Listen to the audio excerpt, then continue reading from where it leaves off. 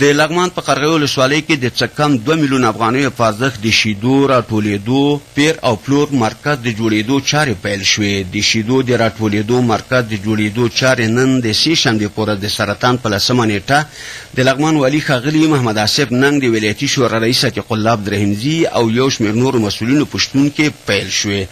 د لغمان د کرنې او مالدارۍ رئیس محمد جمیل خوشحال د معلوماتو له مخې چې په قرغې ولسوالۍ کې د څارویو د څښتنانو لپاره د عاید او له شیدو څخه د سالم استفادې او د دغې چارې رواج په موخه په څه کم 200 بیسوي ځمکه باندې د 19 لکه افغانیو په ارزښت د شیدو راټولېدو پیر او پلور مرکز چارې پیل کړې. نوموړي دغه راز یادونه وکړه چې ډېر ژر به د 19 لکه افغانیو په ارزښت د شیدو پروسس او نور اړونده وسایل او تجهیزات هم دغه مرکز ته خریداري شي. موږ دلته شیدو راټولولو یو مرکز جوړو چې هغه به د 2 برخې البته لري چې یو خپله به د تعمیر دی او بل هغه وسایل هم پکې دي چې شودې ما پروسس په شکل باندې موږ برابرو چې تر څو پورې د مهتلام کارخانې ته یا د جلبات یا کابل ته به د دې ځای انتقالیږي. نو دلته البته 2 پروژې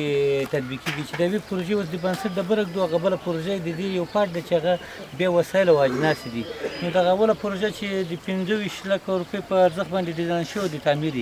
هغه په 19 لکه افغانۍ باندې دغه شرکت ګټونکی شوی دی او دغه بل پروګرام د اجناسو چې دی هغه 19 لکه د هغې ارزښت د دې نه لږ جګ دی. نو دغه پروژیکټ چې دغه شي نو په قرغې ولسوالۍ کې موږ د مالدارانو ستونزه هم د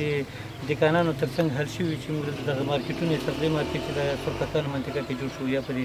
غټ مارکیټ باندې کار کونل په برخه د شیدو برخه کې هم دا کار موږ د کرنې رئیس ویل چې په لغمان کې د شیدو د راټولېدو دغه مرکز په جوړېدو سره به مالداران د خپلو څارویو شیدې ننګرهار او کابل په ځای په خپل لغمان کې په ښه بیه وپلوري. ورته مهال د لغمان والي ښاغلي محمد آصف نن خوښي وښوده چې د شیدو راټولېدو یاد مرکز جوړیږي. هغه ویل د شیدو د راټولېدو د دغه مرکز جوړېدو سره به د قرغې ولسوالۍ د مالدارۍ سکتور لا وده وکړي. ښاغلي ننګ ولسونو ته ډاډ ورکړ چې ډېر ژر به ورته نور مرکزونه په مهترلام او نور ولسوالیو کې هم پیل شي. هغه د کرنې او مالدارۍ رئیس ته لارښوونه وکړه چې هڅه دې وکړي تر څو د دغه مرکز چارې ژر په معیاري ډول بشپړې کړي.